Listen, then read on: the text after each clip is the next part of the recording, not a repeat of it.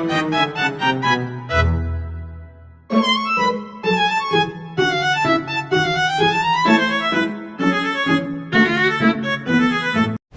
warahmatullahi wabarakatuh. Perkenalkan, kami dari kelompok 6 yang beranggotakan saya Syabila Sekar Pramudia dengan NIM akhir 209 dan rekan saya Anissa Dwi Safira dengan NIM akhir 218. Saya Muhammad Azhar Ersa dengan NIM akhir 191.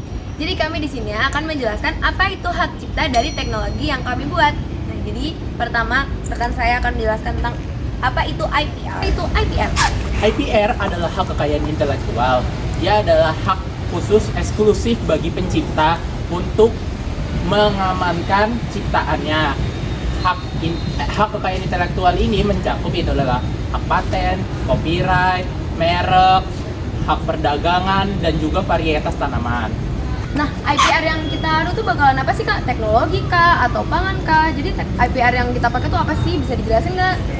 IPR yang kita pakai adalah hak untuk mengamankan teknologi kita. Nah, teknologi apa sih yang kita amankan? Itu adalah teknologi tentang insenerator dengan wet scrubber dan kolam polutan.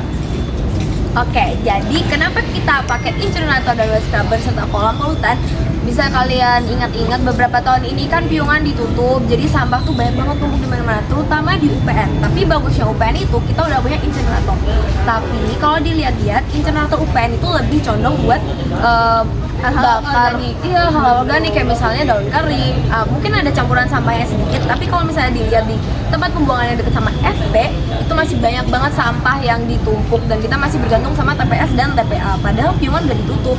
Nah, incinerator itu sendiri adalah komponen buat ngebakar sampahnya itu. Biasanya tuh suhunya sekitar 400 sampai 800 derajat Celcius. Nah, dari pembakaran itu kan ngehasilin asap. Asapnya itu unsurnya apa ya Kak Dea kalau boleh tahu? SO2.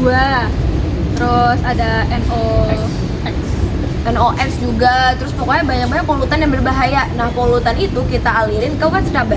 Nah, di wet scrubber ini kita olah polutannya supaya lebih ramah lingkungan. Karena di wet scrubber itu sistemnya kayak misal air dengan tekanan tinggi yang kita semprot, terus nanti airnya bakalan turun ke kolam polutan.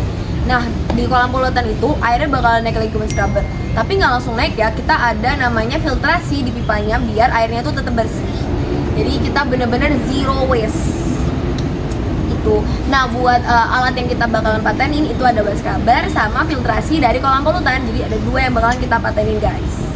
Oke, jadi untuk manfaat IPR sendiri itu ada banyak banget. Salah satunya agar kita tuh bisa berkolaborasi sama pemerintah, terus sama unit-unit seperti perusahaan dan kampus juga.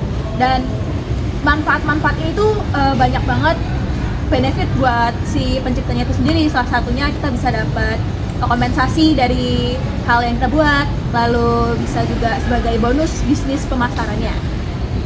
Lalu di insenerator yang kami buat non organik ini kan masih susah banget ya, apalagi plastik itu susah banget diurai. Makanya kita bikin lah teknologi yang namanya insenerator termodifikasi wet scrubber dan juga kolam polutan buat ngolah sampah tersebut. Jadi outputnya itu benar-benar zero waste. Kita pastiin untuk zero waste dan aman buat lingkungan sekitar. Itu tadi ya.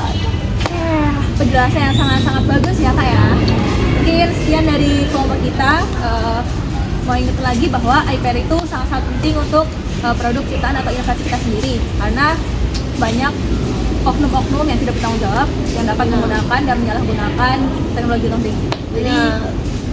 Jadi kita perlu matenin teknologi kita ya guys, karena kalau misalnya nggak dipatenin bisa aja dipakai orang lain dan kita nggak bisa nuntut mereka karena kita nggak ngepatenin teknologi kita sendiri. Kita nggak punya hak, kita nggak punya hukum yang Benefitnya banyak. Ya, benefitnya lebih banyak kalau misalnya kalian hak paten teknologi kalian. Kalau misalnya kalian enggak, kalian tuh lebih rugi sih kata Bu guys.